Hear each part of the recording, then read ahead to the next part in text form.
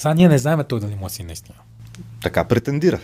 Казва, че му е син, те го припознават. Mm-hmm. Обаче явно нещата са били доста назрели за бунт, защото друг български войник, ама византийски войник, нали, но българин, вече води някакво въстание. Той се казва Тихомир, нали, също българско име. Да.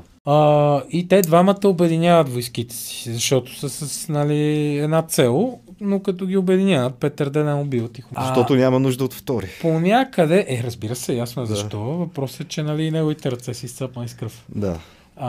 По някое време се появява и Алусиян, който е син на Иван Владислав. Това е третото поколение от тази династия. Значи Самуил е убил Арон, Гаврил Радомир е спасил Иван Владислав, Иван Владислав е убил Гаврил Радомир. Да.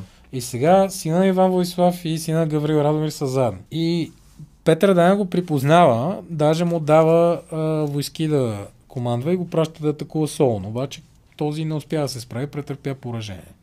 И преценява, че това ще му навлече неприятности. И затова мисля, че по-добре ще да измени на въстанието и да се споразуме с императора, поради което залавя по време на пир Петър Ден и го ослепява. След това бяга.